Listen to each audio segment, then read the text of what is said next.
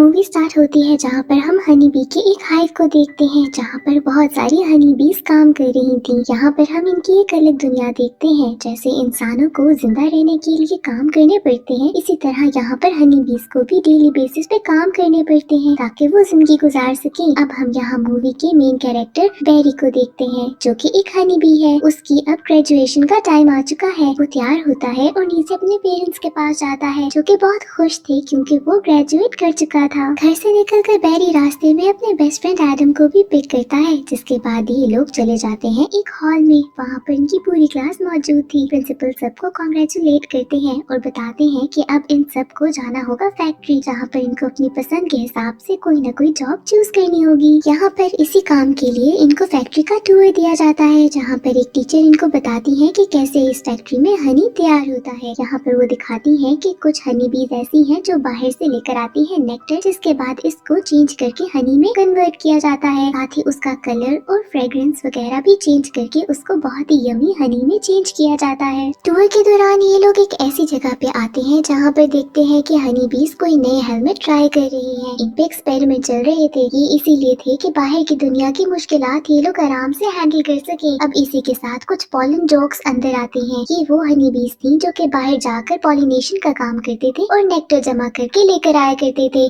ये सबसे ज्यादा यहाँ के स्ट्रॉन्गेस्ट बीज थे क्योंकि इनका काम सबसे ज्यादा मुश्किल था और बाकी सारी बीज में से सिर्फ चंद ही ऐसी बीज थी जो कि इस काम के लिए सिलेक्ट की जाती थी। बैरी और एडम इनको देखकर बहुत ही ज्यादा इम्प्रेस होते हैं। यहाँ पर कुछ लेडी हनी बीज भी थी जिनके सामने ये दोनों थोड़ी मस्तियाँ करने लगते हैं, शायद उनको इम्प्रेस करने के लिए। पर यहाँ पर पोलन जॉक्स आते हैं और इनका मजाक उड़ाते हैं। साथ ही इनको कहते हैं कि तुम लोग अगर इतने ही स्ट्रॉन्ग है तो हमारे साथ चलो बाहर, हम भी एक टूर लगा कर आते हैं। और यहाँ पर बैरी थोड़ा ओवर होके इनकी बात मान भी लेता है। अब रात को जब बैरी घर वापस जाता है तो उसके डैड उससे पूछते हैं कि तुमने कौन सी जॉब अपने लिए सिलेक्ट की है। यहाँ पर बैरी काफी कंफ्यूज था। वो अपने डैड से कहता है कि मैं पूरी जिंदगी एक ही काम नहीं कर सकता और वो भी ये सारा हनी वाला काम। ये बात सुनकर बैरी के डैड बहुत ज्यादा गुस्से में आ जाते हैं और बैरी को कहते हैं कि पूरी जिंदगी मैंने भी हनी का ही काम किया है, तो तुम कौन सा नया काम ढूंढना चाहते हो? तुम्हें भी हमारी तरह हनी का ही काम करना होगा। अब अगले दिन एडम और बैरी पहुंचते हैं फैक्ट्री जॉब के लिए। वहाँ पर और भी बहुत सारी न्यू बीज आई हुई थी काम ढूंढने के लिए। एक एक करते सारे जॉब्स के स्लॉट फुल होते जा रहे थे। ये बहुत ही ज्यादा प्रेशर वाला पॉइंट था। अब आती है बारी एडम की, जहाँ पर वो बैरी से कहता है कि मुझे कुछ बताओ, मैं कौन सी जॉब लूं? वो पीछे मुड़कर देखता है तो बैरी गायब हो चुका था। बैरी कम्युनिकेट करके बताता है एडम को कि मैं पूरी जिंदगी एक ही जॉब करने से पहले हाइव से बाहर जाकर देखना चाहता हूँ बाहर की दुनिया को। जिसके बाद वो पहुँच जाता है पॉलन जॉक्स के पास। वहाँ का कैप्टन तो पहले यहाँ पर बैरी को मना करता है कि तुम यहाँ पर मत आओ, पर कुछ पॉलन जॉक्स से कहने पर वो बैरी को अपने साथ आने देता है। यहाँ पर कैप्टन उनको जाने से पहले बताता है कि कैसे शायद बारिश होने वाली है, जिसकी वजह से तुम लोगों को कोई मसला भी हो सकता है। साथ ही साथ वो इनको इंस्ट्रक्शन देता है कि बाहर की दुनिया के लोगों से बात करना बिल्कुल मना है। इसके बाद बैरी और बाकी पॉलन जॉक्स निकल जाते हैं हाइव से। अब ये पहला एक्सपीरियंस था बैरी का हाइव से बाहर का। वो तो बहुत ही ज्यादा खुश था, उसे हर जगह बहुत प्यारी लगती है। ये लोग पहुंच जाते हैं एक फ्लावर फील्ड में जहाँ पर बहुत ही डिफरेंट किस्म के फूल थे। यहाँ पर बैरी देखता है कि कैसे एक नेक्टर कलेक्टर के थ्रू ये लोग नेक्टर कलेक्ट कर रहे हैं। साथ ही इसको पता चलता है कि पॉलन के थ्रू ये लोग पॉलिनेशन का काम भी करते हैं, जहाँ पर जितने ज्यादा पॉलन होंगे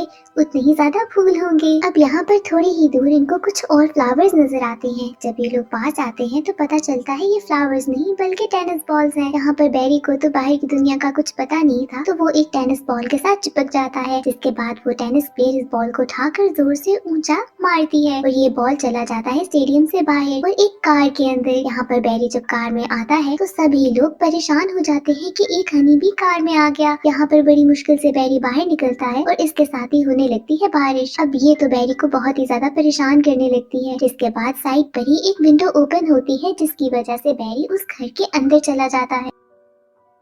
घर में आते साथ ही बैरी एक बल्ब से टकराता है, जिसके बाद उसे कुछ समझ नहीं आती और वो एक आदमी की पुडिंग में जाकर गिरने लगता है। यहाँ पर वो आदमी बैरी को देखता है तो जोर जोर से चिल्लाने लगता है। उसे बहुत ही ज्यादा बुरी लगती थी हनी बीज। यहाँ पर वो बैरी को मारने वाला था, पर इससे पहले कि वो कुछ करता उसकी गर्लफ्रेंड वेनिसा आ जाती है, जो कि बहुत ही ज्यादा काइंड हार्टेड थी। वो अपने बॉयफ्रेंड को रोकती है और बैरी को उठाकर बाहर रख देती है। यहाँ पर बैरी बहुत ही ज्यादा इम्प्रेस होता है वेनिसा से कि कैसे उसने उसकी जान बचा ली है। बैरी सोचता है कि उसे इस लड़की का थैंक यू तो कहना ही पड़ेगा, जिसके बाद वो मौका देखता है कि जब वनीसा अकेली हो। यहाँ पर वनीसा किचन में थी कि बैरी अंदर आता है और उसे हाय बोलता है। अब खुद ही सोच ले, एक इंसान को अगर एक हनी बी बोलते हुए दिखाई दे तो वो क्या करे। यहाँ पर वनीसा बहुत ज्यादा घबरा जाती है और अजीब सा बिहेव करने लगती है। उसे तो पहले यकीन ही नहीं आता कि एक हनी बी उससे बात कर रही है। जब उसे रियलाइज होता है कि ये बैरी ही है तो वो थोड़ा संभलती है। यहाँ पर बैरी उसे थैंक यू बोलता है। इसके बाद वो जाने लगता है तो वनीसा उसे कॉफी की ऑफर करती है। जिसके बाद ये दोनों बाहर टेरेस पर बैठकर कॉफी पीते हैं और एक दूसरे को जानने लगते हैं और बहुत ही अच्छे फ्रेंड्स भी बन जाते हैं। बैरी अगले दिन जब घर वापस जाता है तो हाइव में वो एडम से मिलता है, जिसे वो हर बात एक्सप्लेन करता है। एडम इसके बाद कहता है कि ठीक है, अब तुमने बाहर की दुनिया तो देख ली, तो अब मेरे साथ जॉब कर लो। लेकिन यहाँ पर बैरी उसे कहता है कि नहीं, मैं ये हनी वाला काम नहीं कर सकता और मेरी एक नई दोस्त बनी है वनीसा। एडम उसे मना करता है कि तुम्हें हमारे रूल्स नहीं तोड़ने चाहिए, तुम एक इंसान से कैसे बात कर रहे थे। पर बैरी को तो कुछ समझ नहीं आ रही थी क्योंकि उसे वनीसा बहुत पसंद आ गई थी। अब पूरे दिन जब वो घर जाता है तो वो वनीसा के बारे में ही सोचता रहता है और तब सोचता है कि मुझे दोबारा वनीसा से मिलना चाहिए। अब बैरी दोबारा वनीसा के पास जाता है जो कि एक फ्लोरिस्ट थी, यानी कि फ्लावर शॉप में काम करती थी। इसके बाद वो वनीसा के साथ एक मॉल में जाता है। ये उसका पहला एक्सपीरियंस था मॉल का। वहाँ पर वो शेल्फ पर देखता है कि कैसे हनी जार्स में पड़ी है। अब यहाँ पर बैरी को कुछ समझ नहीं आता कि उनकी बनाई हुई हनी यहाँ पर क्या कर रही है। जिसके बाद वनीसा उसे एक्सप्लेन करती है कि हनी हमें बहुत पसंद है और हम खाते हैं। बैरी यहाँ पर वनीसा से कहता है कि ये तो बहुत गलत है, हम इतनी मेहनत से यहाँ हनी बनाते हैं और यहाँ पर किसी और की पिक्चर लगी है जार के ऊपर और हमें तो इसका कोई क्रेडिट भी नहीं देता कि हम इतनी मेहनत से बना रहे हैं। अब बैरी को जानना ही था कि हनी इन लोगों के पास कहाँ से आ रहा है। जिसके बाद वो मॉल के एक आदमी को तंग करने लगता है, उससे इंटेरोगेट करता है कि तुम लोगों के पास हमारा हनी कहाँ से आया। वो बताता है कि कैसे हम हनी लेते हैं हनी फार्म से। साथ ही एक वैन थी जो वो बताता है कि हनी फार्म की है। अब इसके बाद बैरी उस वैन को फॉलो करता है जो कि एक बहुत ही बड़े से फार्म तक जाती है। वहाँ पर वो देखता है कि ये हनी मेकिंग तो बहुत ही बड़े स्केल पर हो रही है। यहाँ पर बहुत सारी बीज थी जिनको जबरदस्ती रोका गया था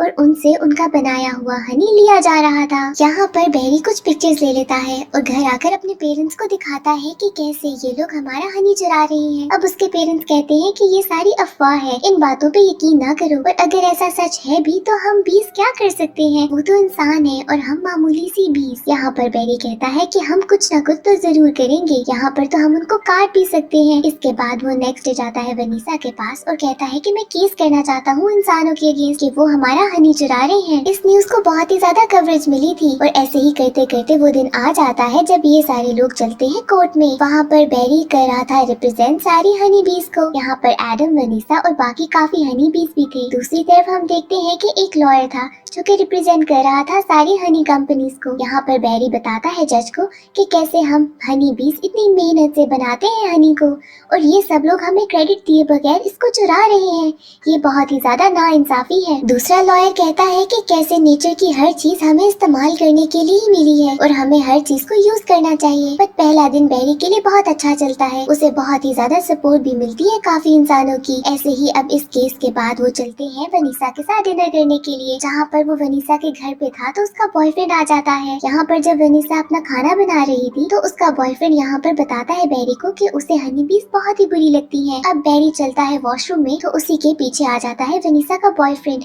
वो तो बैरी को मारने की बहुत कोशिश करता है, पर यहाँ पर वनीसा आकर अपने बॉयफ्रेंड को बहुत डांटती है और बैरी को फिर से एक बार बचा लेती है। अब नेक्स्ट हियरिंग का डे आता है और ये सब लोग फिर से कोर्ट में मिलते हैं, जहाँ पर वो लॉयर यहाँ पर सब बीज पर इल्जाम लगाता है कि ये बीज तो इंसानों को बहुत ज्यादा काटती है और इन पे गलत किस्म के इल्जाम लगाकर इनको गुस्सा दिलाने की कोशिश करता है और वो कामयाब भी हो जाता है क्योंकि एडम यहाँ पर लॉयर को काट देता है। जिसके बाद वो इतना ड्रामा करता है कि जैसे वो बहुत ही ज्यादा दर्द में है और ऐसी एक्टिंग करता है कि वो तो मरने वाला है।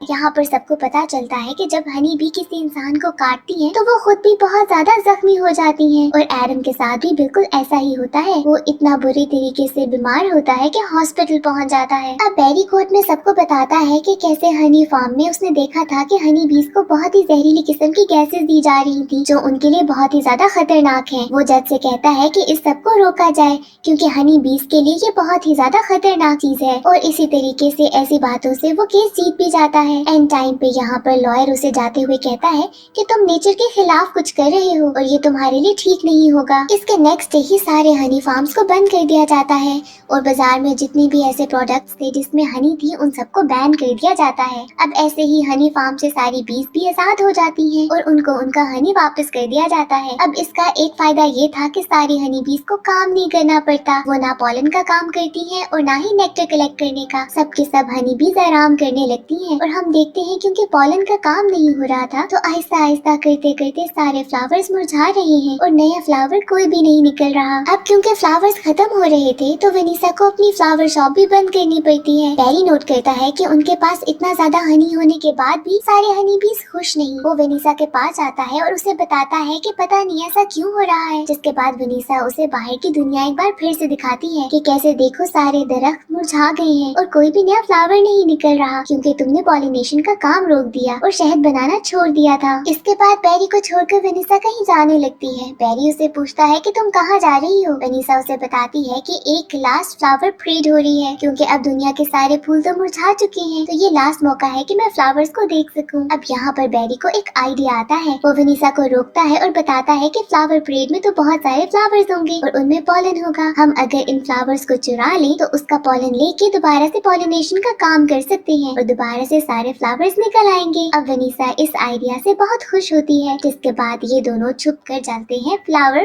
परेड पे। वहाँ पर ये लोग एक फ्लावर की बहुत बड़ी सी बास्केट को चुरा लेते हैं। इन फ्लावर्स को चुरा कर ये लोग एक प्लेन में लेके जाते हैं जहाँ पर ये लोग आराम से जा रहे थे कि यहाँ पर पायलट अनाउंस करता है कि कैसे मौसम ठीक नहीं और हो सकता है कि वो थोड़ी डिले हो जाए फ्लाइट। यहाँ पर वनीसा बताती है बैरी को कि ये फूल काफी देर से पानी के बगैर हैं और अगर इन्हें पानी ना मिला तो ये तो सारे मुरझा जाएंगे और हमारा प्लान भी फ्लॉप हो जाएगा। अब इसके बाद बैरी कहता है कि मैं जाकर पायलट से बात करता हूँ। अब ये यहाँ पर पायलट के कैबिन में जाता है उससे बात करने के लिए और पायलट तो एक हनी बी को देखकर घबरा कर उस पर अटैक करने लगता है और ऐसे ही छोटे से कैबिन में दोनों पायलट्स यहाँ पर इसको मारते मारते खुद ही बेहोश हो जाते हैं। बैरी को समझ नहीं आती तो वो वनीसा को यहाँ पर बुलाता है और बताता है कि कैसे पायलट्स तो बेहोश हो गए हैं और अब हमें इस प्लेन को किसी तरीके से नीचे लैंड कराना होगा। काफी देर तो प्लेन चलता रहता है ऑटो पायलट पर अचानक से बादल गरजने की वजह से ऑटो पायलट भी खराब हो जाता है और प्लेन बहुत ही बुरे तरीके से नीचे आने लगता है। ये न्यूज चल रही थी टीवी पर भी जिसको बहुत सारे हनी बीज भी देख लेते हैं। अब यहाँ पर बैरी अपने एंटीना से कम्युनिकेट करता है एक बार फिर से सारे बीज को और बताता है कि कैसे उन्हें उसकी जरूरत है। यहाँ पर लाखों की तादाद में हनी बीज आती हैं जो कि उस प्लेन को पकड़कर एक नीचे जगह पर लैंड कराती हैं। यहाँ पर नीचे भी काफी हनी बीज एक फ्लावर की तरह का निशान बनाकर उनका वेट कर रहे थे, जिसके बाद बैरी इन लोगों को लैंड कराने में मदद करता है और ये प्लेन सेफली लैंड हो जाता है। इसके बाद बैरी सारी की सारी हनी बीज को बताता है कि कैसे हम ही हैं जो कि दुनिया में हनी बनाते हैं और पॉलिनेशन का काम भी सिर्फ हम ही करते हैं। अगर हम ये काम ना करें तो दुनिया तो बिल्कुल रंगों से फारिग हो जाए। इसके बाद वो सबको बताता है कि कैसे मैं कुछ फ्लावर्स लेकर आया हूँ और अगर हमने इसके पॉलिनेशन का काम ना किया तो दुनिया बिल्कुल महरूम हो जाएगी फूलों से। जिसके बाद सारे हनी बी एग्री करते हैं और वो सारा पॉलन लेके जाते हैं और फिर से पॉलिनेशन का काम होता है। इसके बाद हम देखते हैं कि कैसे आहिस्ता आहिस्ता सारे फूल फिर से निकलने लगे हैं। वनीसा भी अपनी फ्लावर शॉप फिर से खोल लेती है और यहाँ पर बैरी एडवोकेट बन जाता है सारे एनिमल्स का, जहाँ पर हर कोई अपनी प्रॉब्लम आकर बैरी को बताता है और इसी तरह से ये मूवी एंड हो जाती है।